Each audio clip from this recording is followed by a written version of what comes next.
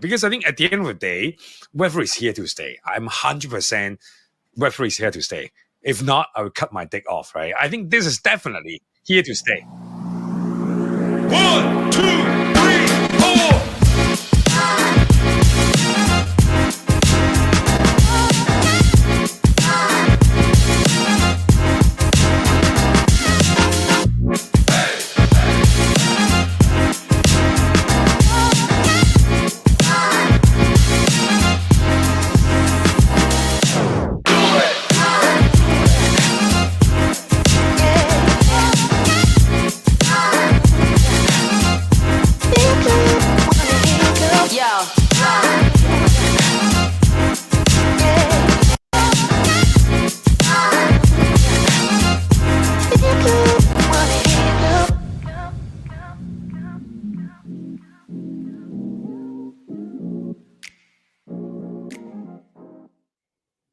GM, everyone. GM, Karen, how are you doing this morning?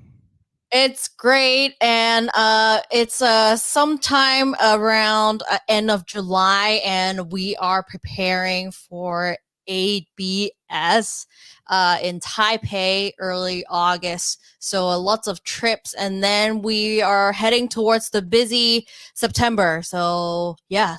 That's right. But right now it is in the mid 30 degrees Celsius in Hong Kong, and it's like 120 million% humidity. It's a hot time. And you're going to Taiwan? That's even hotter in the summer. It's crazy. I don't even know by now. Like, it's just, it's just in an oven, basically. But you're right. It is a countdown to Token 2049 in Singapore in September. I think everybody will be back full on as we're escaping through the summer holidays. But we're very excited to have a special guest today to talk about more gaming. But first of all, Karen, what are the ABCs of the GM show? Yeah, we're not going to stop the show. So welcome to the GM show. And if you're new to the show, there's the ABC. It's Asia-focused, builder-friendly, and cool vibes, only powered by Memeland, home of Captains, Potatoes, Stateland, you're the real MVP. And my name is Karen. I'm your co-host as well as head of social for Memeland.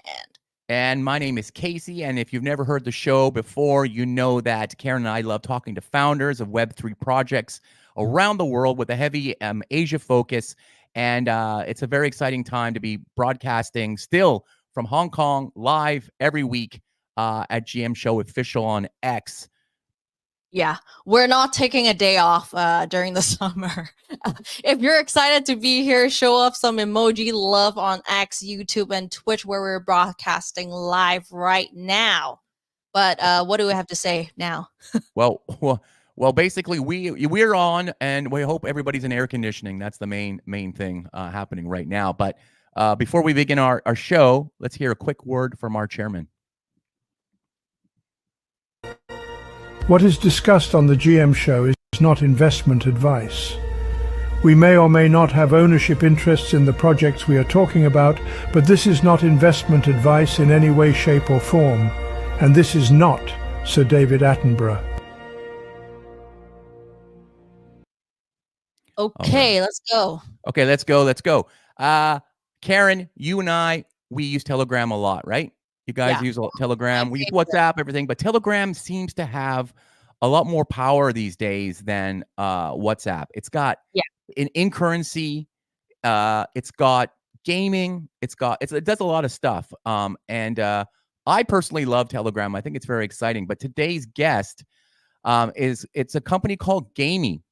And they're a blockchain-based mobile gaming platform that aims to onboard users to Web3 through casual gaming experiences.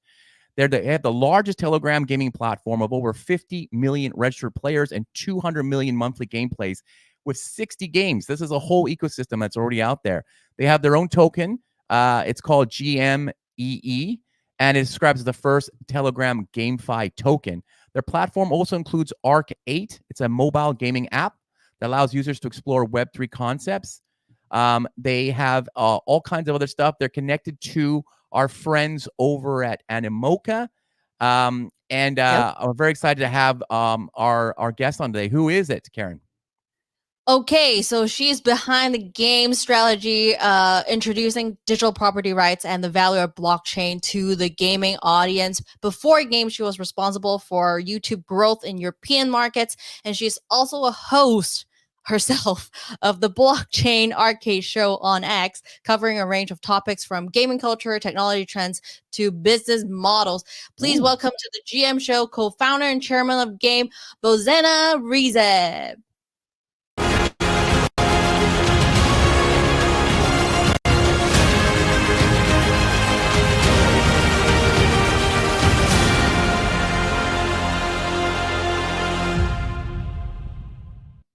Hello.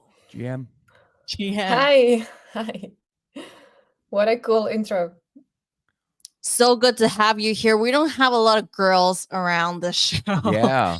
It's good to have another woman in the industry. Here we go. All Thanks for right. having me. Okay, so what we're going to do now is we're going to ask you a bunch of questions to get to know you a little bit more.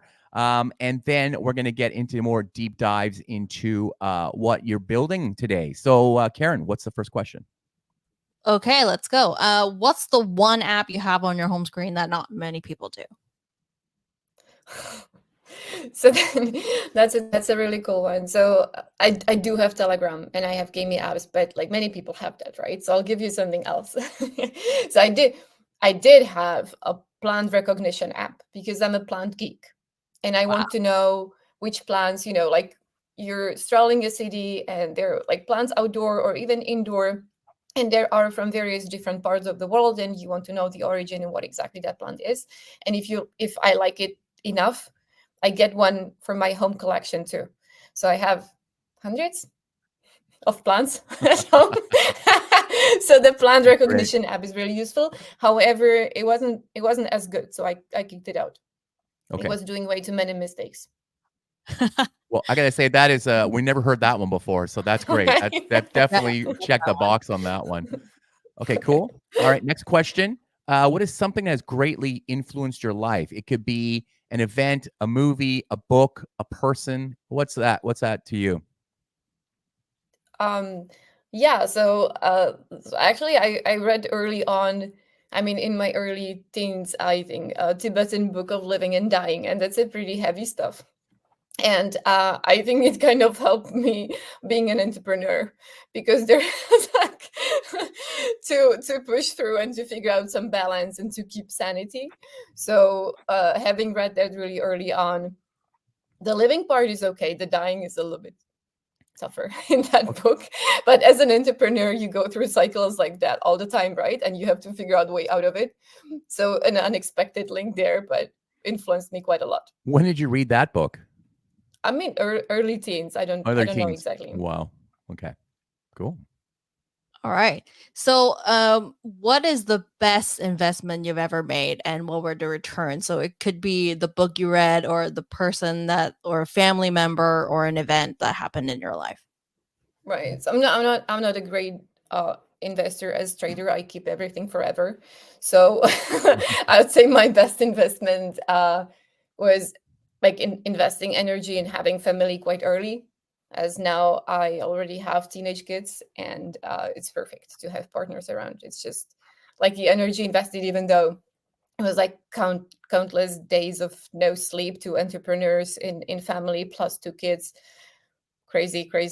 But now it's a lot easier, and it was super worth doing it. Like, I'm really grateful for that. Your husband is also an entrepreneur. Right. Wow. So 2 entrepreneurs. So that means your kids are now going to be working for you, right? The internships are easy to find. That's what we try. But usually the kids try to do exact opposite of what parents do. You can never be cool, never ever, right? So yeah, we'll see how that's been. That's so crazy. One of their parents was working in video games, and they're like, no, we're gonna go and be farmers or something, right? Right. That's what I'm expecting. Okay. All right. Next question. Who is someone you are inspired by, and why? Could be a famous person, could be a family member. Right. Yeah. So I'll give you a recent story, because a couple of weeks ago I came back from Amazon jungle. So there was an expedition to a jungle where we met a guy. His name is Paul Rosalie. He has lived in the jungle for 18 years, and he dedicated his life to saving the environment, saving the animals and the forest from deforestation, from mining. And he does it so, like, first of all, the 18 years of effort is like incredibly inspiring. And they only started getting traction in the last year. So that raising money from people in order to rent land for long term, and turning the miners and loggers into rangers. So I think that's like incredibly clever, but the inspiring part is the resilience, like against all odds, 18 years, and only in the last year they actually got the traction into making this happen and having impact on a large piece of land. And that was just like mind-blowing. Wow. Cool. Wow. Can you run a business with 18 years and then have traction at the end of it? Right. And it's especially like if for us working in digital world, in crypto is like super fast, also quite intangible. And then you have the switch and you go and like you live with them in jungle, even if it's for a week. It's completely like off grid, you disconnect, but like you feel the network of the animals and the plants, and then like you have this guy with this unlimited energy, like I'm gonna save this. That's whatever amazing. It takes. It's so funny. very inspiring. Also just reminded me that The Rock is also a startup founder, and his product is a bunch of shampoos and conditioners, which is ironic, right? Because the guy's bald, right? So it doesn't matter what your dreams are, how long it takes, you can do it. You can do, yeah, absolutely. He can endorse any products, to be honest. True. Okay, so what is the one conventional wisdom that you disagree with? Okay, so back to entrepreneurship and being a founder. I've heard many times from founders and also investors that like odd is a good number of founders and 3 is too much, indicating that the best case scenario is a single founder. I absolutely disagree. Okay. Like I have 2 more co-founders in the company. We have been together from the very beginning and just cannot imagine doing that. Like if you have nobody really to share that with, it's just a crazy ride. Like we've been building GAMEE, and it's not the same product, right? The company goes through phases for like market cycles, different product launches, 10 years. Okay. And like having a team that like pushes through and figures out is absolutely essential. So disagree. Single founder, no. Get a co-founder. Okay. Yeah, Great. you can't be a lone wolf. No. You get very lonely. Okay. Next question. What is one piece of advice you would give to that first-time founder besides making sure they have 2 co-founders? Now they're a team of 3. So what's the first piece of advice you would give? Okay. Well, you'll have to figure out, right? So the initial idea usually like doesn't stick, right? So you have to push through and figure out. It will take a couple of attempts. So if I look back like 10 years ago, we had a vision, but how we were working towards the vision like took a couple pivots and different products and figuring out. So it wasn't like one shot success done, right? It's always a journey, and there's always like it takes some courage the first step, but then all of the other ones are just like one by one. So the advice side note, don't do this alone. Take a co-founder and do the first step. That's the hardest one. Yeah. Okay. It doesn't even have to work out the first one. Just do it. Yeah. Great. Awesome. So you've been building for a long time. Like, what's the worst piece of advice you ever received from someone else? Yeah. Good question. Okay. Speaking about people. So I've heard many times, so hire a person, hire a senior person, hire a team, hire more people. Solving problems with hiring, I don't believe it. I prefer a small ninja team that like knows how they work, has really fast flow, and figures out together. Even if they have to learn a skill, I think it's better than just bloating teams with more and more people just to solve problems. It doesn't mean that some other people cannot do it. They absolutely do. It's just my preference. Yeah, that's good. Okay, now we're going to get into kind of the Web3 element, right? Because you come from a gaming background. So how did you get into Web3? Nice. Yeah, so we were always, even like 10 years ago with the vision of gaming, always looking for, okay, how do you connect games, right? How do you connect games so you can create a community that's bigger than one game? And then what is it that connects people? Like, what is the glue? And the answers came on the way. It was like, okay, it's gamification. You gamify, people stick, like if you stick around, they come and play the next day. And the second one was, okay, it's social network, right? If people are connected, they enjoy playing together, they'll play more content, they'll stick around. And then another one was ownership.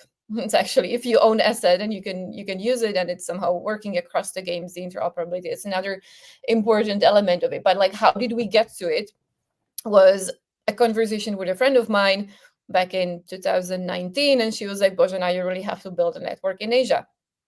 And I'm like, I don't really know anyone in Asia. We've never been strong on that market. She was like, just go to an event.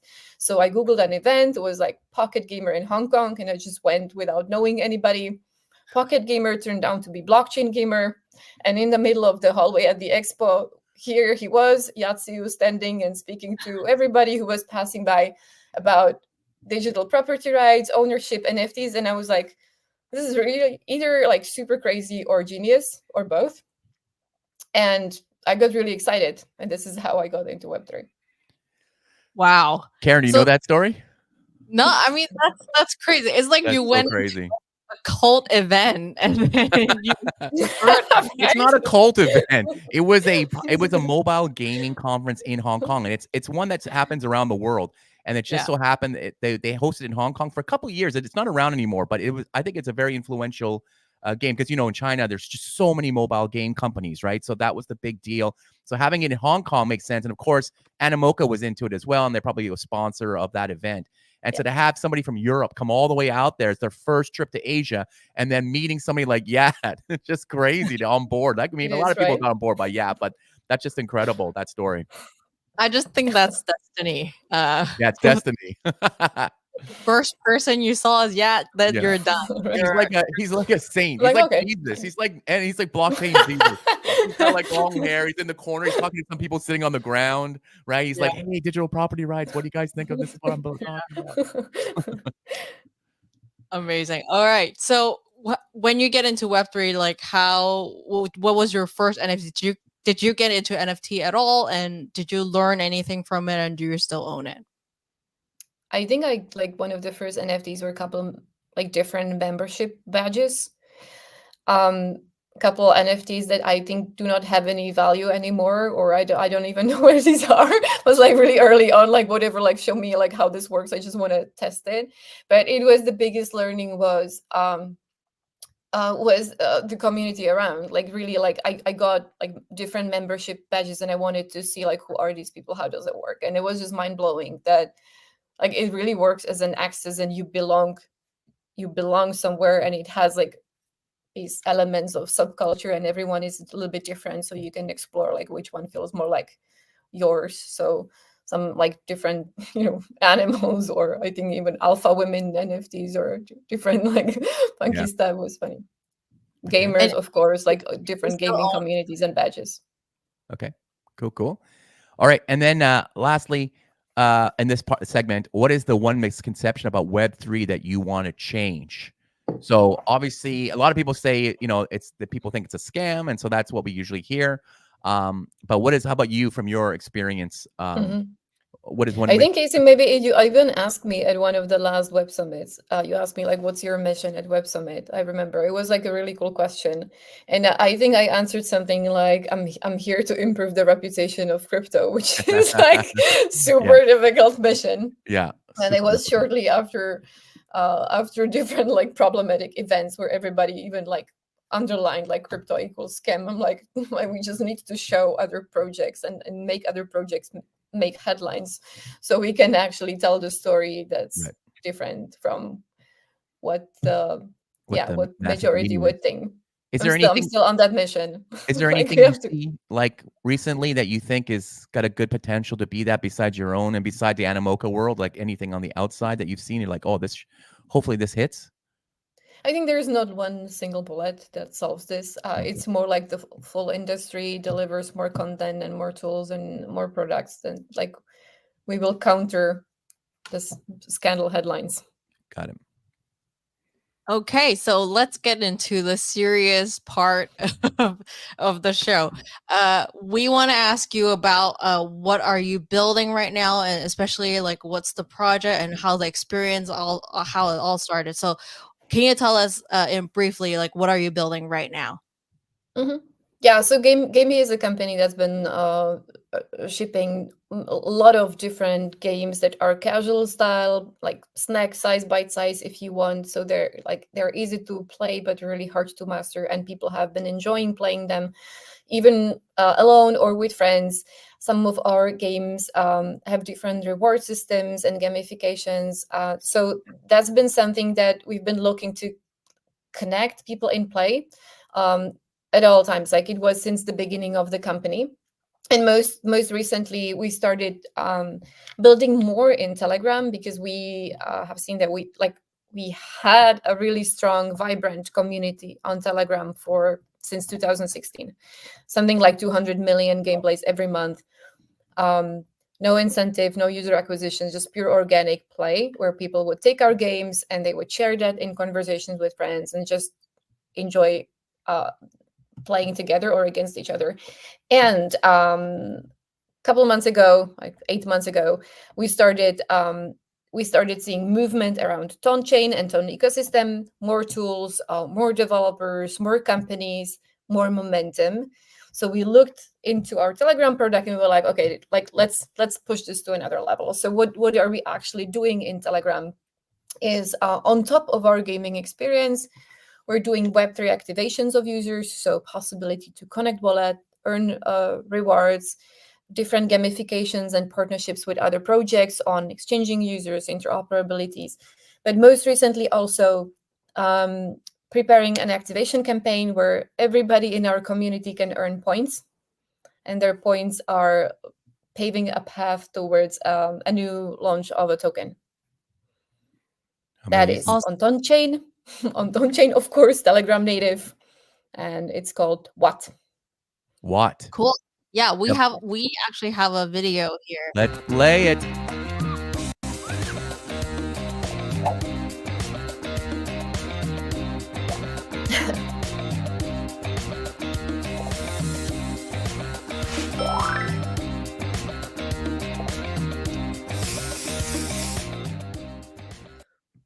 So the video is from a Telegram mining game. So that's one of the games that we have on Telegram that enables people to, through different quests and tasks and mining and interacting with the Wattbird to earn points. Wow, that looks great. Okay, so the next question then, well, we kind of understand why you started it, but maybe talk to the audience a little bit about the Ton ecosystem. Like why? Yeah. Because Arc 8 was a mobile, like iPhone, Android app. Yeah. In the old traditional sense, you download the app, you have games inside. I know there was some sort of blockchain component to it, but now you're moving to another completely special ecosystem, Telegram, which I don't know how many millions of users they have, but it's big. And Ton is getting big. And I know Yato always tells me about it like every day. He actually demoed me last time I saw him, your games on Telegram. And I was like, holy, this is amazing. I didn't know they could do this inside a messaging app.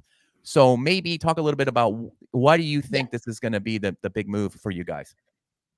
So why do we start pushing and building more on Telegram? This is this is basically the main focus on the company right now. And the reason for that is the readiness of the platform that has a really large user base and very engaged user base. So we saw that consistently over years. The level of engagement was really, really high. And now the Ton chain enables people to connect wallets, very easily send crypto or Ton or USDT or any other from one Telegram account to another, which means that any developer can work with that in terms of payments, but also rewards is very frictionless. And because people are already connected to their coworkers or families. They basically have their contacts there. Right. It's super seamless to share and or even enjoy gaming together, right? So inviting friends, playing together, playing against each other is very, very easy to do. This is why the experiences on Telegram get so viral, it grows so fast. Since the beginning of the mining activation, we have activated 4 million wallets. So oftentimes it would be like people on Telegram that are first time opening wallets, first time interacting with crypto. So it's a really powerful onboarding tool. It is very powerful, but a ton is like a something. It's not available everywhere, right? Like in Hong Kong, I don't think we can access it that easy, or is it? Am I wrong? I don't think it's geo. It's not geo fence. Okay. Shouldn't be. No. Okay, so that's very exciting, very interesting stuff. And how many games do you have now on Telegram? I think it would be over 50.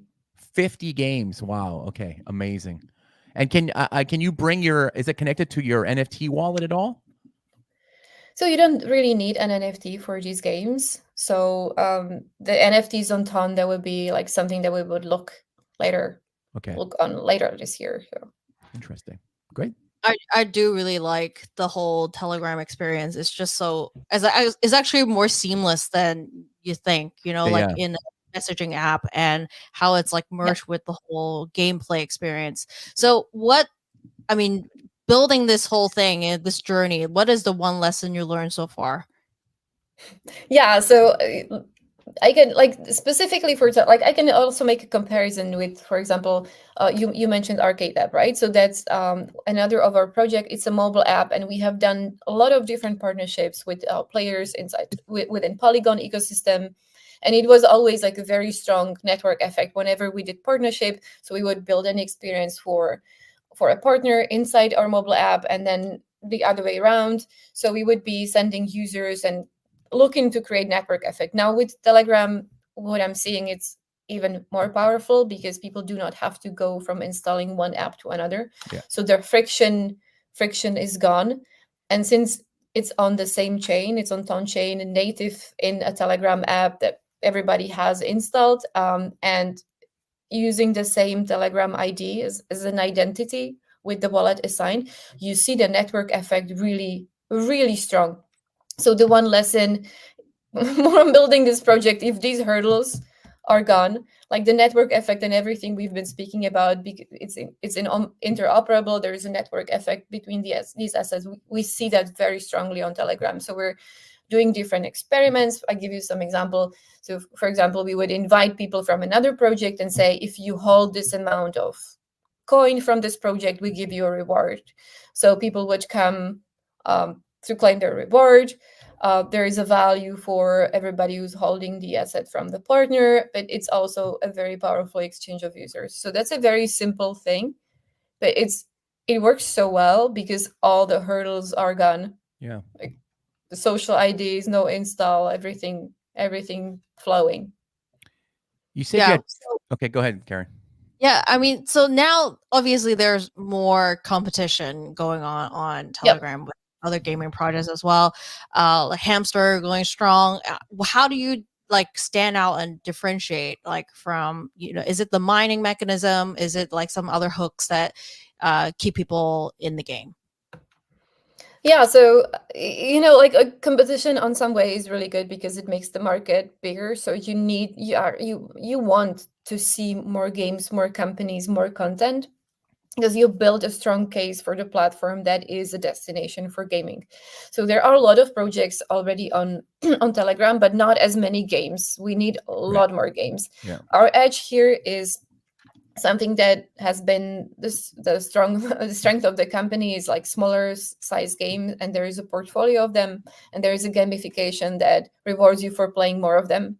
And we've been always looking to reinvest part of our revenue back into rewards and prize pools to share that with the community. So this is something that we've been doing consistently across our products and mobile apps. We keep doing that on Telegram too. So we stick to our edge, we improve the games, we build partnerships for network effects, and this is our play. But we want to see more games, we want to see more companies, because they will just make the space bigger. You say you had 50 games on the platform. What are the top 3? Like, what kind of games are they? So now the mining game is taking a lot of spotlight. Okay. Because that's something that people see when they come to the mini app. They see the bird and the mining, so and it's also easy to do, right? Yeah. So it's like No skill mining. needed. Yeah. There is a very popular racing, like arcade racing game, a very popular one, like long-term hit, and it's actually linked to an alpha I have for you. Okay, great. Okay, hold on. Before we get there, though, yeah, I just want to know, like, and then also what country and age target do you know, like, what are the most popular countries that are playing these games, and are they kids? Are they because Candy Crush was so popular, but we found out it was like housewives playing it all the time. Right, so like, I want right. to know, like, what does this look like? What does this gaming community look like? Yeah, so we know the geographies by the IP people joined from. Okay. And this is really worldwide. So there are some countries that are bigger than others. That would be like some big countries: Brazil, US, Germany, Indonesia, India, Russia, Iran, Okay. several in Southeast Asia, but it's kind of like goes across the globe. From the age and gender, Telegram is not really an app where kids go. So just by default, Telegram is more adult audience. It's not. I don't think they do have an age gate or anything as a messaging app. However, it's just like where the product is strong, and from what we're seeing, like it's indicative data, right? If you have Google Analytics, it's not declared. Like, you don't know. It's indicative data. What Google Sure. tells you, they think what that is, but it looks like people around 30 skews a little bit more to men. And okay. I'm waiting for the Telegram conference to come out, right? Developer conference. They must be having one soon. They only have like, I saw the CEO speak. He said he had like less than 20 people in his team that are building this crazy app with hundreds of millions of users, And right, they're around so the world. good. It's amazing. They're Yeah. So hopefully so that will good. be something. Okay. All right. Whose question is this now, Karen? I forgot. Is it my question? You're pressing a button. Okay, I'm pressing it now. Ready. What is the alpha, Bozena? What's the alpha? So I mentioned one of the most popular games all the time was an arcade racing game, and the alpha is that this Hold week. on. What is the Wait, alpha drop? We gotta play it.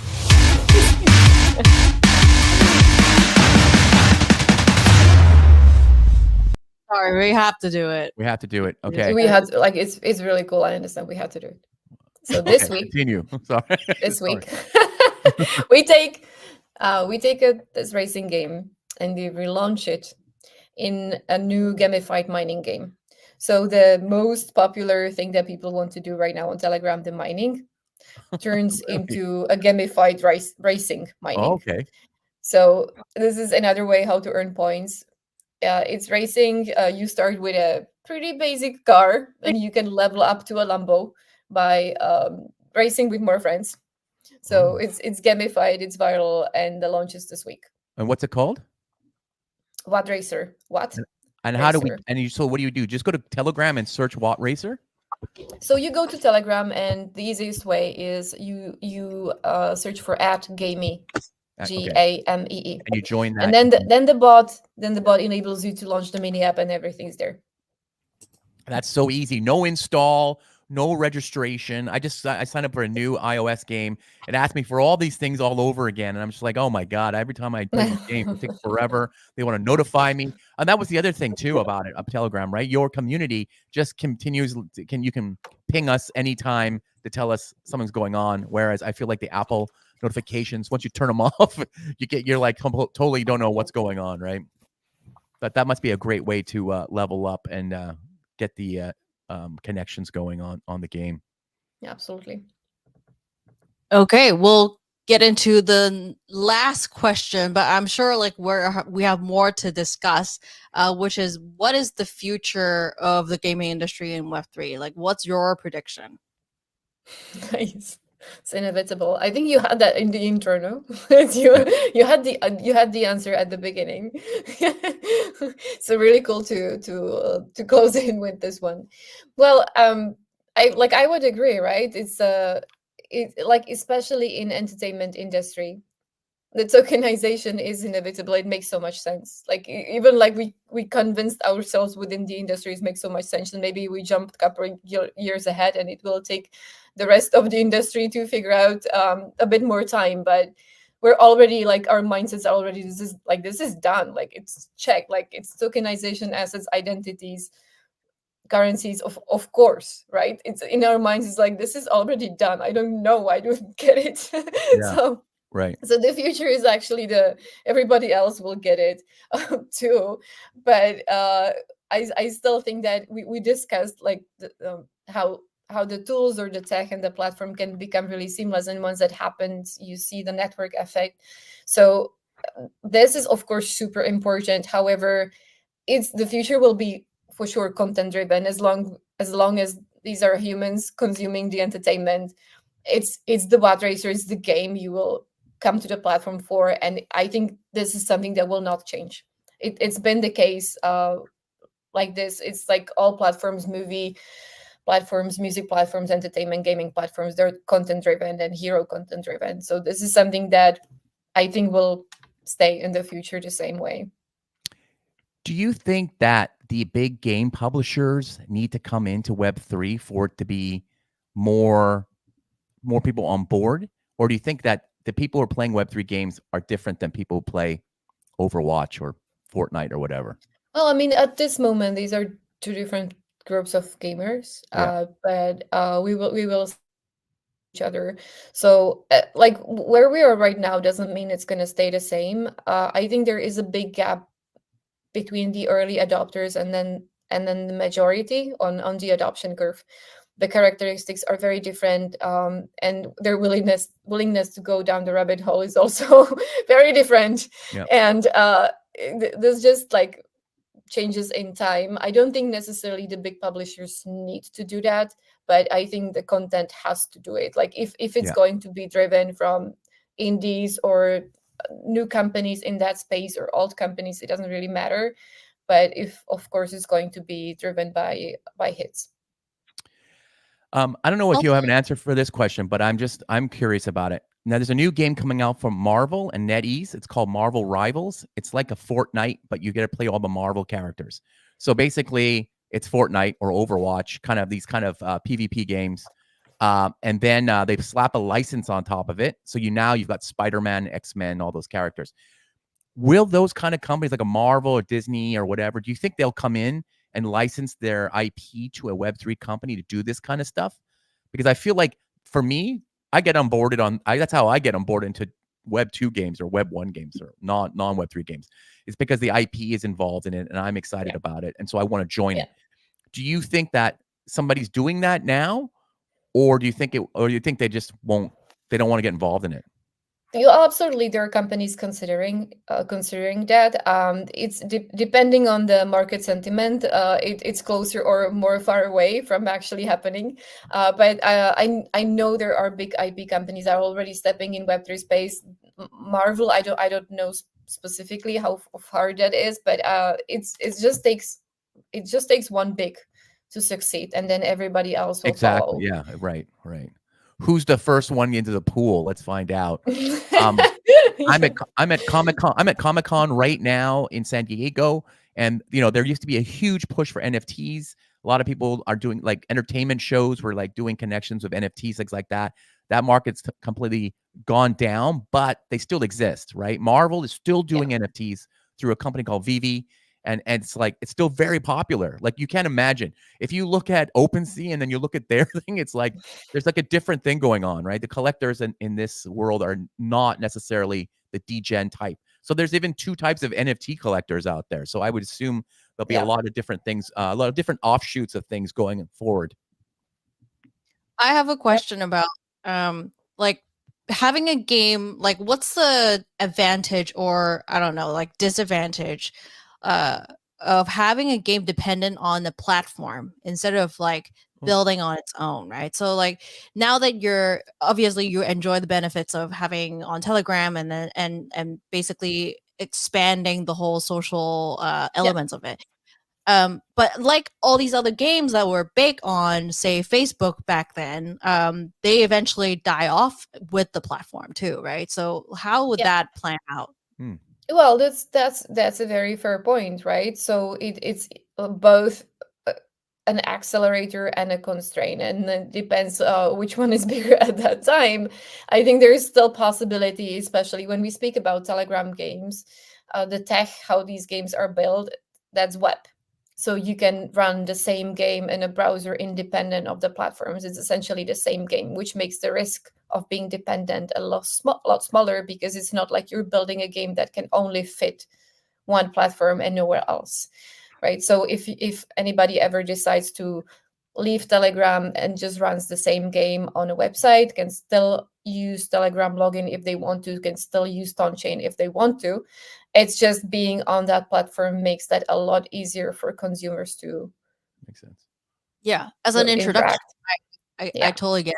So the question is like, will other games on Telegram be able to extend that other part of the experience if, you know, since they've been playing for a while now, will there be another of your own platform that will direct them to another place or something like that, so that, you know, you then build your own audience? Like like at one moment there will be really a race for real estate, like what is the discovery, right? How do people discover the games? What is the real estate, and who manages the real estate? Which is something that happened with App Store, as Apple got a lot of control with featuring the apps, and then there were so many, and it was like either you make it to featured and the top rank, or you don't exist. Right. In this case, the discovery, the user acquisition is a little bit different, thanks to the tokenization of assets, and also thanks to the social element. So it's less, I would say, if we compare that to App Store, the store managers and Apple have a really high level of control on the success, who's on top, who's featured, and the developers are pretty dependent on that, including the monetization model, the 30% cut, etc., on the purchases. In case of the mixture of a platform such as Telegram and blockchain such as Ton, and the web-based technology that can run at the same time inside app as well as on website, it's a lot less centralized, a lot more decentralized, and I think the platform dependency is not as high. Right. Okay.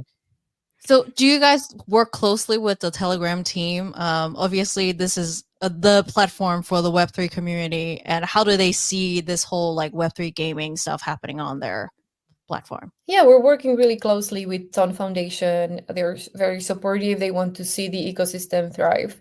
So this has been really great partnership so far. Support in terms of introductions and like offering ways how to solve problems, technological challenges, etc. All of that. That's what the Animoca announcement was today, right? Mocha Coin and Ton are teaming up together with $20 million US to be to incentivize developers and users to get on both of their ecosystems. So that seems like be a new play there. Very exciting. Okay, and then building on that, I mean, I know Telegram is just like this gaming thing is just starting now, but do you see this moving to like, you know, Farcaster is like the Web3 Twitter, right? It's more based around that. They've got a lot of interesting features. Do you think that's got to be something else that you guys are looking at too, right? That might be a new place to be. I mean, obviously they don't have as many users as a Telegram, but there's got to be these other platforms. Because yeah, that's one thing I've always heard from Animoca is like the gatekeepers at Apple and Android, or all these things going on where you can just do these things yourself on these new platforms, these more Web3 platforms. Is that something you guys are looking at, or are you just focusing right now on Telegram? Because it's so right now the focus of the team is Telegram, but it goes beyond the games. It's like, how do we build engagement entertainment platforms so we can offer our audience also to other companies. So we're doing a lot of partners, activations, and campaigns for others, as well as building our Telegram channels, which in a way are social media broadcasting channels or infotainment channels, if you want, that we're hitting like combined over 5 million users actually subscribe to our channels. So we're building that as like entertainment, monetization, network effect, and broadcast channel. Right now, it's all on Telegram. The focus is there because we think there's a lot of value and the momentum is there right now. If there is going to be another platform in future, let's say, but the recipe is the same. Yeah. Okay. Great to know. You will need more memes to distribute onto the community. Memes. There's not enough memes ever. Yeah. Exactly. Bozena, when are you coming back to Asia? Oh, I'm coming to Hong Kong in 2-3 weeks, and then again for Singapore. For the token 2049. Yeah, for the token. All right, awesome. So we'll see you in person again really soon. Amazing. Soon. What is an event you're looking forward to? What's a good one? Well, we're looking at Korea Blockchain Week, which is the first week of September, and then a week later is the token. So the full September is going to be it's pretty packed. September, yeah. Very cool. Then I see you in Singapore. Yeah, we'll see you in Asia. It's very great to have you. Thank you so much for coming on to the show. Don't forget to follow us on GM Show Official, Memeland, Stakeland, and our co-host. And we'll see you again next week. Thanks, Bozena. See you.